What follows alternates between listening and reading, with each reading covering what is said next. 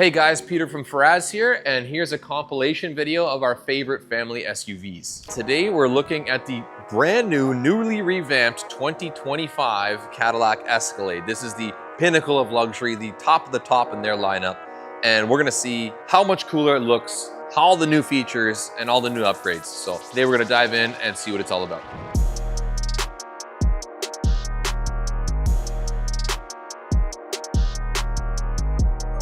For years and years and years, like Cadillac always being, you know, when my grandfather came here, Cadillac was like, okay, that was the goal. So with him to get into a Cadillac DeVille from back in the 80s, because it was just like so friggin' classy. It was like the staple of success. That was his goal, to move to Canada and buy a Cadillac. That's exactly what he did. And just as you watch the Escalade move through the generations, it was, when you see one that's even pre-2020, when they changed it, it's almost like you don't even recognize it anymore. Like they just became so obsolete that I thought when they remodeled the Escalade 2020, it was like, man, that's sharp, really nice. And then they did this, which I didn't expect to see. This next revamp, which is even sharper. Like you got the bigger grille, which is now, instead of the old one, they made the grille even larger, which I didn't even know if it was gonna be possible to do because the old grille was so nice, so big. Love these little chevron looking accents to match the actual Cadillac logo there. I love the lighting on the new one too. These horizontal headlights that they've added in are really, really nice. And then you got the LEDs that come all up and down the sides of each of these, which is really cool. Once you open the door, hang on, stay back there, you should see those lights flicker and change, and they're just really cool how they just go up and down. And when you exit the car, enter the car, you get a different feel. Let's see if we can lock it and get that. There we go. Now take a look at that. How cool is that? Just a little LED sequence that turns it on. Looks even more like a spaceship than before, because that's just what, I guess soon enough we'll all just be driving spaceships instead of cars, because everything is just so over the top now. Love this, the emblem that that has the halo light up around the outside. Just a cool little touch that they added just to, you know, beef it up even more than it previously was. So we'll keep working our way around the sides, because that would be the main difference that I saw between the 2024 versus this. So now they still got some beautiful 22-inch wheels on it. They do have an upgradable wheel from Cadillac, a 24-inch, which would be pretty mean on this car. I think you could definitely fit it and it wouldn't even look strange or probably compromise the ride, because you have such a tall wall on this tire for being a 22. You still got lots of room to go. So beautiful wheels on this one. All the black accents are gorgeous. I mean, it just looks like a VIP vehicle, or, you know, if you're transporting around someone of you know, high importance, but you're still got this discreetness of being all black. It's not too flashy. It's just a beautiful, beautiful truck. From a side profile, looks very similar to the previous generation. Again, I love that, I guess you'd call it the keyless entry sensor area where you can place your thumb and whatnot, is an actual Cadillac chevron, just like the logo, which is small subtlety touches that are really, really nice on the vehicle. This is not the extended version. It's not the larger version, so or the ESV, but this is the regular length, which I think I prefer. I don't know, you'd need something even larger, and if you've ever driven one in tight quarters, it's extremely difficult. Just for me to move this over 5 feet is quite a few turns, to, you know, 4, 5, 6 point turns just to move it a little bit. So the even longer versions they are noticeably longer, they're noticeably bigger, but I don't think you have any major compromise in that much space. Sure, you get an extra, you know, I guess foot or so, or whatever the exact measure is. I don't know that exact number, but I don't even notice that huge of a difference in trunk space. So I might be dating myself here, but any of you Knight Rider fans, this is similar to Kit. The vehicle that he drove had this LED strip across the front. It was way more cheesy than this is, but once you unlock your vehicle, you see, look at that. You got the LED little kind of sequence that comes down. That's just a really cool, not needed, but a feature that just levels it up one more than the next, right? So we'll pop the trunk. It took me a while when we got one of these first to figure out exactly where that button was. There's no release here. You just press the emblem and then up goes the trunk for you, right? So like I said, decent bit of space here regardless, for giving how big the car is and how much room you literally have sitting in the rear is pretty impressive. So you do sacrifice a little trunk space versus the extended version of this truck, but I don't see any issue, especially if you're not always at full occupancy and you can fold these seats down, which makes a big difference in spacing. Like then you have a ton of room to talk about here. I mean, like you have I don't know what other vehicle is going to offer you that much storage. So anyway, if you're concerned about spacing and that kind of stuff, you don't got to worry about it. Still got a little bit of, you know, there's a big mat under to cover this area. You got some storage under here, which is neat. I guess your tire wrenches and things like that are there. Really, yeah, really nice options. Motorized seats, so you don't have to worry about going in there and doing it by hand. All right, now we have a 2021 sitting right here, which has the permanent running boards, but I really like these, the retractable ones. So once you open the door, when they slide out like that, makes it very, very simple and sleek to be able to get in and out. So we'll hop into the interior and take a look at the differences we find in here. All right, this I didn't expect to see. Maybe they just changed some outside visuals and whatnot, but like the interior is there is some of a pre-existing feel to it, but from the most part, it's very revamped with this gigantic screen at the front, like goes all the way across passenger display. We're gonna turn it on and show you. Again, this one is equipped, it has a touring package. You got soft close doors. You also have automatic closing doors, which is really cool. See, I'll show you that in a second, where that works from here. So one of the things I found interesting to those is that the newest edition Escalades all are equipped with Super Cruise, yet it's a subscription based now. So you get, I believe, a trial period of where that's free. And then after that, you're paying a subscription for that service. So I'm not sure if that's a deterrent on some people. Do you think that's is a poor move from their behalf, or do you think that's just a way of capturing a little bit more money? Or I don't know. Let me know what you think on that one. Probably ties into the OnStar and some other stuff too, to help with, you know, drive assist or not drive assist, but emergency problems or accidents or that kind of stuff, or servicing. So there's probably some great perks on that too, which is neat. So nonetheless, when you turn the ignition on or start the car, you still get the illuminated steering wheel from the Super Cruise, which is really cool. That's when you turn the car fully on. And yeah, this is all new, all different. Passenger display, as soon as you tap that, there you go. You have now full workability of this passenger display. I don't know all of the functionality of it because it doesn't seem like there's that much. When I was kind of playing around with this, you have an area that shows you a toggle for plugging your HDMI cord in, so maybe you can watch something on there, you know what I mean? So it's not like it gives you full climate accessibility to your seats or that kind of cool stuff, but it is nonetheless a beautiful visual, whole thing all lit up like that and everything. So yeah, beautiful revamped steering wheel. It's slightly different. Before you had the center pillar coming down and a different kind of layout to it, but this one is just as beautiful. It would be, I know the other ones had some leather stitching through the center, which I did like. I think that's really even more of a luxury type look to it. This also comes with that AKG sound system, which I know is also now a upgrade as well. So we'll turn the car on just to show you more of the features I'm talking about. So there's that Super Cruise light picks up on the steering wheel, which is really neat. This car's got the magnetic ride, air ride suspension system, which is nice. This screen I really do like. This is very different than before. So it's got a lot of different areas you can toggle through. So right now it's on your climate control, and there's your seating functions, all that kind of stuff. But what I'd really like is when you're going back to the menu settings on the outside, you can see so much different stuff on it.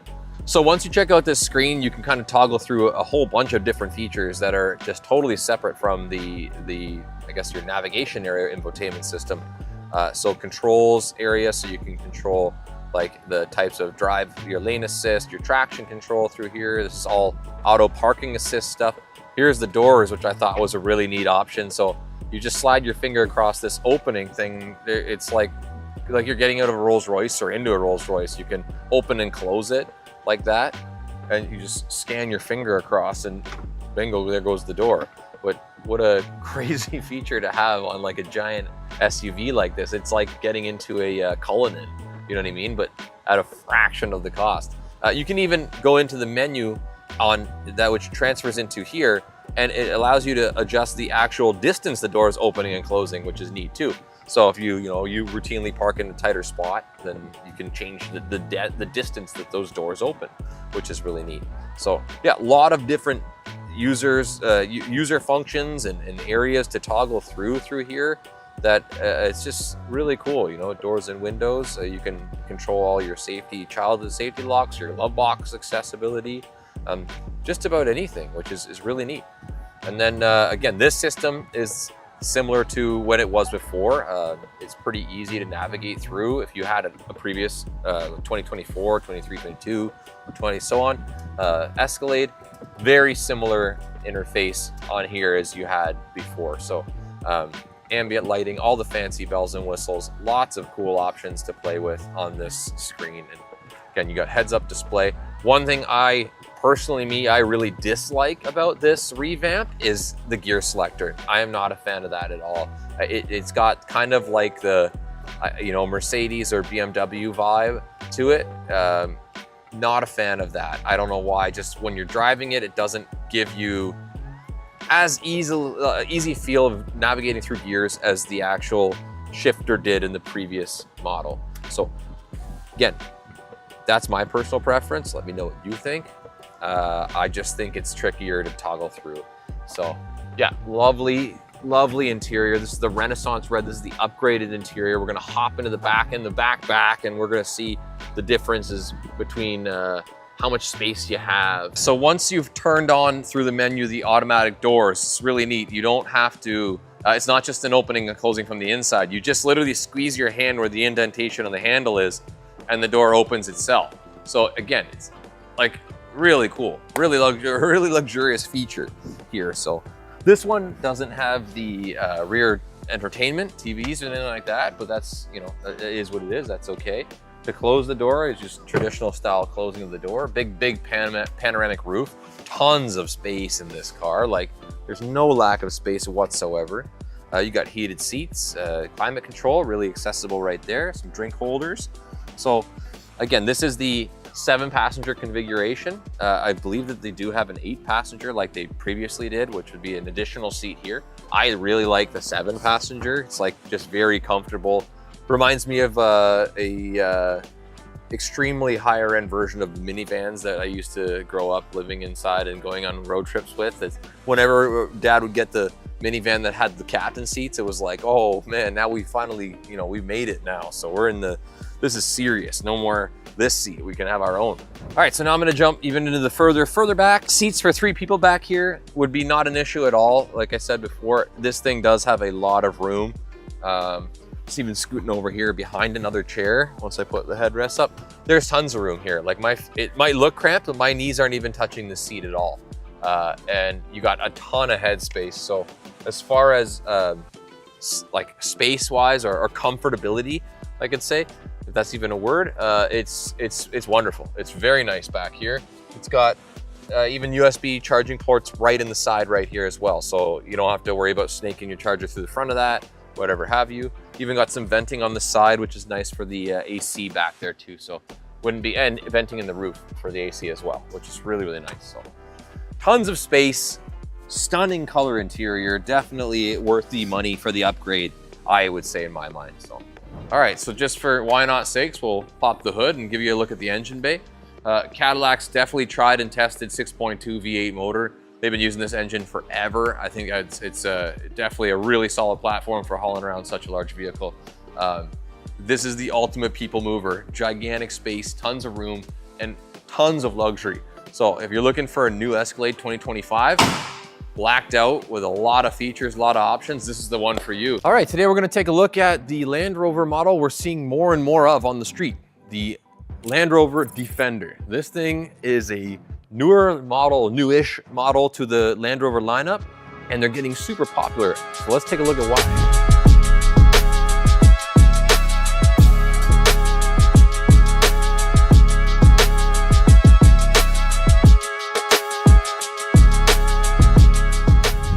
So what we have here is a 2020 Land Rover Defender 110 P400 SE. This one in particular is finished in this kind of really cool green color. That's why I wanted to take a look at this thing today, show you the different, I guess the different options that Land Rover has in their lineup. Usually I'm seeing Defenders in white, black, you know, the stereotypical maybe silver, but this is a really cool kind of like olivey green color. I don't want to say it's like army green because it's very subtle. Different light, it kind of looks like it's kind of tan color, different light, looks like it's really green. Also has a really cool interior color that we're gonna look at after too. What do I like about the new Defender is that I like that they have this option of, you know, a truck that's not upwards of $100,000. You know, this is 2020, this one's just under 60 grand for a Land Rover. That almost seems like it's kind of unheard of unless you're looking at the Discovery or Discovery Sport or, you know, those types of options, which I know I'm not as big a fan of the styling of the Discovery. I think it looks kind of strange, but this is also a 5-passenger, 7-passenger option vehicle,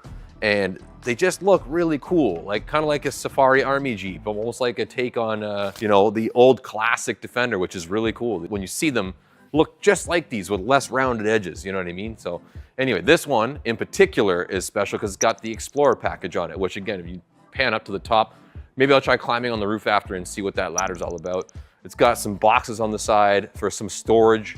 It's got all kinds of different, you know, things about it that make it look different than even just a plain Defender. If you strip all this down, it maybe becomes a little bit more subtle, but when you're driving around with this big ladder apparatus on top and other things, it kind of gives it that one leg up of true adventure vehicle. Almost like a, I don't want to compare the two, but like a FJ Cruiser almost from Toyota. Similar kind of cool thing. So anyway, let's take a look at the interior and the back of this car. So this one having a black pack or the black package on it, exactly what it sounds like. Black lettering, black accents everywhere. It's got these kind of like inserts here in the hood, which I think they are just plastic. I don't know if they're more just for aesthetics or anything else, but I don't know if that means that you'd be able to put some more weight on this or not, but it's kind of like, it's definitely part of the actual hood, which will pop later.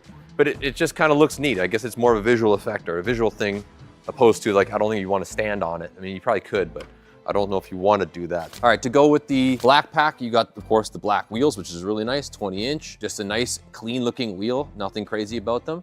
Not too much to worry about of curb rashing or damaging, things like that, if that's what you're worried about. Or, you know, if your wife's gonna drive the car and isn't the best with her curbs judgment, you don't gotta worry about these things getting scalped in, you know, no time. I know you can get different writing or different colors on the brake calipers, but these ones are silver, which looks kind of nice too. And let's keep on looking down the side. Here, obviously, is what you wouldn't have on a Defender without the Explorer pack. I don't know what you're gonna put in that. Maybe that's just more of a tribute to the old school Defenders from back in the day.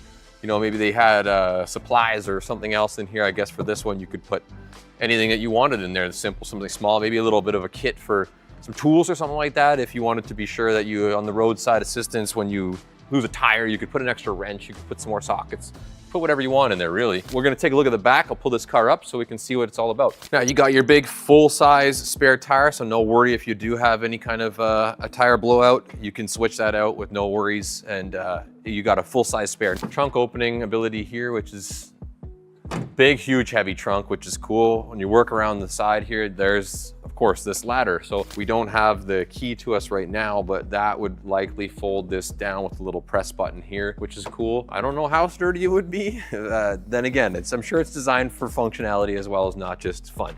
So once we pop this trunk, again, like I said, these do come in a 7-passenger configuration. Everything is really industrial feeling in here. I think, again, it'd be neat if that was metal, but I guess it's plastic, but you don't really have to worry too much about scraping that up. Well, you got some other storage in here, some of your tools as well, like there. So that's pretty neat. And I like that you do have options. There's a little button here that helps bring the whole thing down as in part of its air ride suspension. So if you're gonna load something else that's heavy, you can drop the rear down a little bit with this button, which actually lowers the vehicle or raises it back up, which is really neat. So you can actually hear the suspension engage once you press that button, which is neat. Also, I love the backs of the seats. If you fold this down, they have the same feel to it as the actual compartment in here, this harder plastic. So if you're putting all those seats down, you can throw a lot of stuff in here without having to worry about damaging anything, which is neat. And you even got these kind of window vents back here too. I guess that would be for maybe more aesthetics when you're sitting in the 7-passenger back seat, or just to add more light.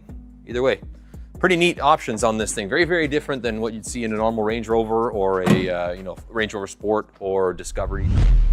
All right, Hopping into the interior of this car. What really stands out to me that goes with the green exterior is the khaki interior. That's the actual color of the interior. So just like throwing on your khakis as a kid, now you get to see khakis every day you get into your car, which is neat. I don't know if it would be as khaki color as my khakis I used to wear, but still, it's really kind of a cool color.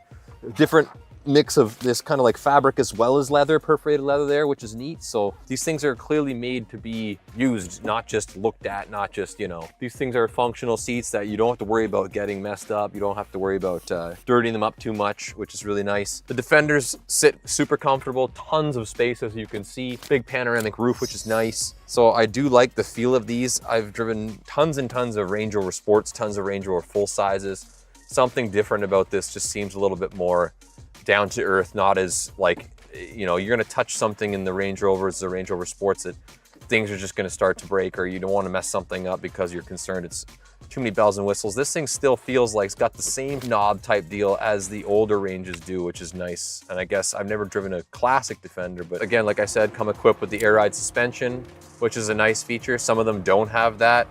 This has got the adaptive cruise control system, which is great. The whole interface is very similar to the other Range Rover, the newer Range Rovers as well. So you got all your options and your 360 cameras, your navigation, which is cool. I love this feature, being able to scan around to exactly what side of the vehicle you want. You can actually see like a 360 degree, you know, not just the actual camera view. This creates a digital picture of the car from like a bird's eye view, which is neat. Now this one's got the Meridian sound system, so it's gonna sound nice too. The rear view mirror, once you flick to one direction, shows you another camera view of the back of the car, which is kind of really cool too. So that's a cool feature that not a lot of the other cars have, which is neat. And it does have that rugged feel like we're talking about, which I do like, but it also has the polished features of Land Rover, of Range Rover, that kind of stuff. It's still got, look at this, I love that, wireless cell phone charger right here. And one of my favorite things they've been putting in Range Rovers and Land Rovers for so long is the cool box, or the optional fridge in the center console. So as you can see, you press this button here, turns your fridge on. I guess 2 different cooling settings, which is really nice. Throw some drinks or whatever you want in there and keep your stuff cold, which is just awesome. We'll jump into the back seat for a sec, see how much room we got back there, and take a look. So we jumped into the back seat here, and again, we're buying a Land Rover, or if you're buying one of these cars, it just feels like it's easier to have a kid in the back or several kids and not wreck everything, because it just seems more solid to me. It seems a little bit less polished, but still really refined, but still the doors have these kind of like the hex bolted in sections here, which really looks like rugged and tough. But then you have, you know, the climate control, which is fantastic back here. That's, you know, you pressing for heated seats and cooled seats. That is optional in the back as well. But you got USB ports for kids to plug in things, or not even kids, if you want anyone else to, you got your other adapter there to plug stuff in. You have a USB charging right in the back of the seat, which is really cool too. So, I mean, it's a polished feeling car. It feels like luxury, but it also feels practical too, which I really love about the truck. So, cup holders, everything you're gonna need is back here. So tons of head space, huge panoramic roof, which is really nice too. Again, I don't really know what you're gonna see out of these little vents here, or if it's just strictly put there for a reason of any kind of just a visual, or if it's just for fun. I don't know. It's still something different, something cool, right? So, all right, let's take a look at the engine. Although there's not maybe as visually exciting, but I know this is the 3-liter 6-cylinder turbocharged motor. Same motor, or similar motor has been used for quite a long time from Range Rover, and it's proven itself to be very reliable. As far as I've known, we don't see as many cars coming back with any kind of issues. Now, this being the Explorer pack does have what they would call the snorkel, which is vented on here. So if you're going to go submerge your entire car in water, I guess as long as you don't go further than that, you'll probably be okay. I don't know. I'd probably want to verify if that's actually functional, not just again, a aesthetic thing, before you decide to go driving through a river or a lake. Don't call me back and start saying I just dunked my car and now it's toast. All right, and like I said before, let's get on the roof of this thing and see if it's all gonna fall apart or it's real strong. All right, well, the Defender feels real sturdy. So if you're looking for a wicked SUV with lots of crazy features that have a lot of outdoor usage for your luggage or your canoe or a person, whatever you want. Back with the 2024 Lamborghini Urus, I mean the Audi RSQ8, which is the exact same car basically for a hell of a lot less money. Let's take a look at what makes this thing a heck of a lot less, but still equally as impressive as the Urus.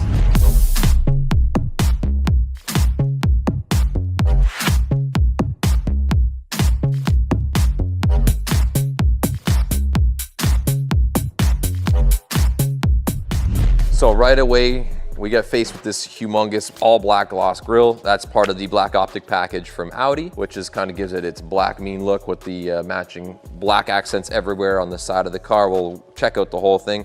One of the things I really love, actually one of the favorite features that catches everyone's eyes is the front headlights are, there's so much going on when you illuminate these, when you unlock and lock the door. Like, man, you see how cool that looks. Again, not exactly the same as a Urus, but kind of like a similar take on it, because they can't be obviously exactly the same, but they still have their own, you know, intricacies and their own designs that make each one appeal to different, you know, people.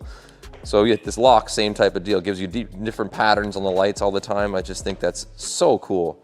Let's take a look at the rest of this thing.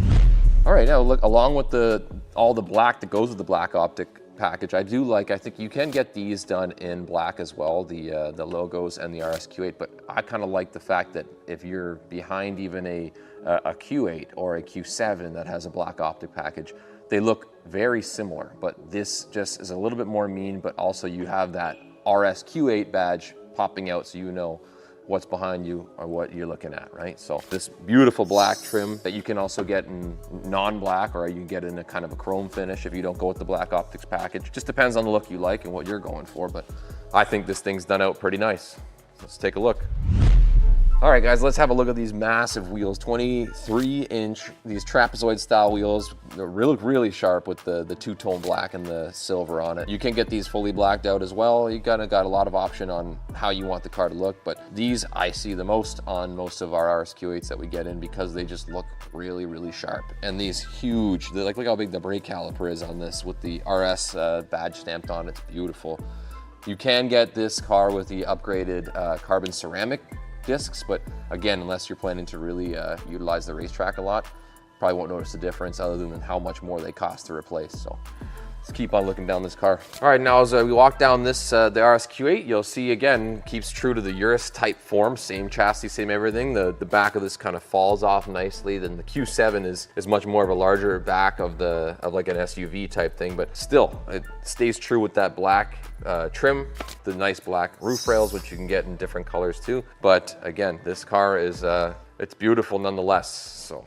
Now I like too that sometimes like these car brands make these cars look almost too crazy or too many add-ons. This is pretty simple, pretty clean. You can get an upgraded, or not, I guess it would upgrade it, just a personal flair of difference being a carbon optic package, which makes all of these trims carbon fiber, you know, the carbon fiber diffusers and things like that. But I really like that how tasteful it looks with just that gloss black. It's really, really sharp. Neat how the back, it pops really well when you have the gloss black RSQ8 badges instead of the silver that goes with the theme of the back of the car. And of course, these big chrome, or the gloss black exhaust tips look really, really sharp too. You even got a trailer hitch on this one in case you got to haul a boat, or you know, or you're doing some small jobs around the house, want to pull a trailer. Whatever you want to do, you can do it really fast too, because this thing is really quick. All right, let's hop into this Urus, the RSQ8. Sorry again, but the car, when you sit in a Urus or an RSQ8, I don't want to downgrade the Urus, but they are very similar. You do get a lot of car for what you're paying for this particular RSQ8. You have massage seats the same as you can get in the Urus. You have a slightly different, I guess, gear shifting area and lower infotainment. This is very similar as the Urus, very similar, but they have a big, you know, much more fancy type of gear shifting module, you want to call it, or the gear shifter in the Urus. But either way, still gorgeous. You have all this beautiful carbon fiber that's on the interior. This comes pretty much standard in most of them, I believe. At least all the ones that we've had do have the carbon fiber trim. Aggressive looking steering wheel with your paddle shifters. Beautiful sound coming from it with the Bang & Olufsen sound system. You can get one more version up than this one, the Bang & Olufsen 3D, which gives you the little pop-up tweeters and stuff on the sides, which is neat. But you got your heads-up display, beautiful map coming through when you're sitting here. Really beautiful, easy vehicle to navigate through. You got this gorgeous red stitching on the seats with the RS logo stamped right in. This guy's embossed right into the leather, which is really, really nice. And then big thing people really love these days is the ambient lighting adjustments. You can change the colors to whatever you want. Even illuminates the Quattro badging there, which is really cool. And these seats, by the way, are very, very comfortable. And since they do have that massage feature there, they're really nice to sit in. This car's also got launch control, which is really crazy. You know, this thing is a rocket. I wish we had more room. We could take it outside, we could show you that. But for now, maybe we'll start it up, take a look, see what this sounds like, right? So.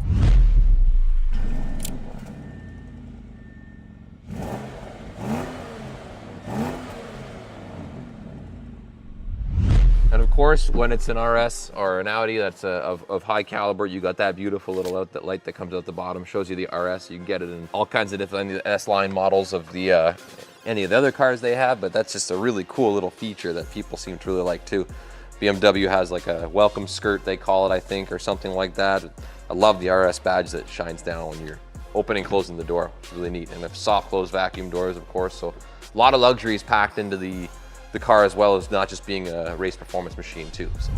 All right, guys, let's hop into the back seat for passengers review here to see how much room you have and how it feels to be sitting in the back. Even though the back roof, like we talked about earlier, it does kind of fall off a bit, still got a lot of headroom. Again, I'm like 6 foot, so I still have a lot of space. I got beautiful little, I love the, instead of just being dials or knobs, you have a really nice little touch screen for your climate control in the back. It just looks really sharp for the heated seats, really easy to use. And of course, you got some extra room. I think, yeah, correct me if I'm wrong, anyone out there, but the Urus you can get in 4-passenger. You may be able to get the RSQ8 in 4-passenger as well. I'm not sure, maybe you can let me know, drop a comment. Pretty comfortable all in all. Back seat, a lot of room. If you're putting kids here, or you have to stick the skis through the center, you have the fold down ski locker or the ski avenue to come through, or whatever else you need space for. Yeah, it's nice feeling, comfortable back seat. Well, let's pop this trunk, have a look and see what it's like for the room, what we can fit back there, if it's practical or not. And again, I love the little, this little, I guess, whoops, luggage cover. It's got some serious spring load to it, so make sure you don't slingshot that into the back of your kid's head if they're sitting in there. Yeah, you got quite a bit of space back here. So yeah, you could fit or a couple luggages back here. You could fit a couple $100s worth of groceries at least nowadays. So yeah, it's beautiful. Comes with a gorgeous mat to protect the cloth there, which is nice. So yeah, this is actually a really functional back seat as well. It's not just a rocket on wheels. It's built for some practicality.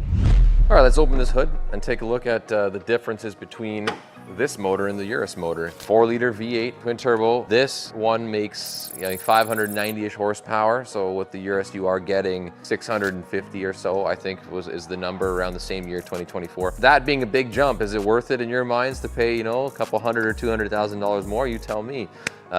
I think this thing's fantastic. I think the Urus is great too. Why don't you stop by and tell me what you think of each of these cars. So don't forget, Peter at Fraz Auto Sales. Don't forget to like and subscribe.